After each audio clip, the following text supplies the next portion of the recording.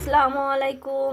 আজ আমি আপনাদের এই চিংড়ি মাছের ঘিলু রান্না করে দেখাবো। তার জন্য আমি আজকে মশলা নিয়েছি আদা, রসুন, শুকনো ঝাল আর জিরে বাটা, আর এর ভিতরে আমি একটু ধনে গুঁড়া দিব, হলুদ লবণ দিব, আর পেঁয়াজটা আমি এই যে মশলা ভাজবো বেরেস্তার মতো। ভিউয়ার্স সাথে থাকুন, দেখতে থাকুন আমার আজকে চিংড়ি মাছের ঘিলু রান্নার রেসিপি। ভিউয়ার্স আমি প্রথমে এই যে তেল দিয়ে, তারপরে আমি পেঁয়াজ দিয়ে, তার সাথে আমি একটু তেজপাতা দেবো, দিয়ে আমি লাল লাল করে ভাজবো। এই যে আমার ভাজা হয়ে গেছে বেরেস্তার মতো। এখন আমি মশলাটা দিয়ে দেবো। আগে আমি একটু লবণ দিয়ে নিই, নাহলে আমি যখন মশলা দিব তখন আপনার এই তেড়ে আসবে। লবণ হলুদটা দিয়ে এরপর আমি মশলা দিয়ে দিচ্ছি।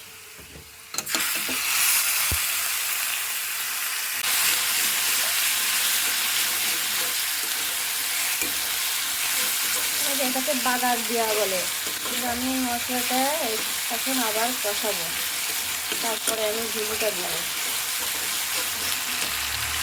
এই যে এরপরে আমি আমার এই যে ঘিলুর পানিটা আমি দিয়ে দিলাম।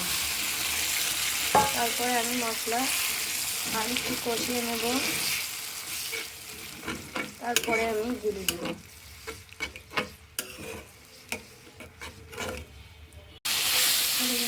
পানিটা আমি আরও কিছুক্ষণ কষাবো, মশলাটা এইভাবে কষিয়ে নেব, তারপরে ঘিলু দিব,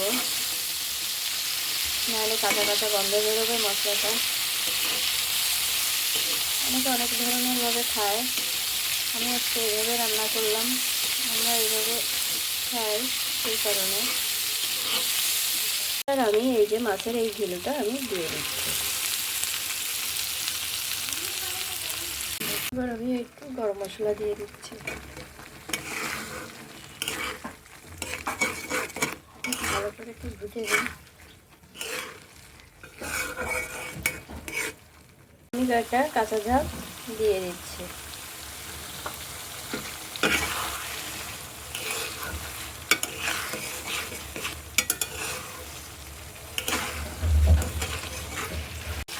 আরও কিছুক্ষণ কষিয়ে নেব, আর একটু ভাজা ভাজা করবো।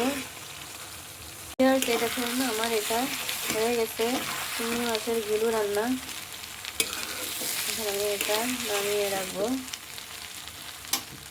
একটু ঠান্ডা হোক। ভিউয়ার্স এই যে আমি নামিয়ে নিচ্ছি আমার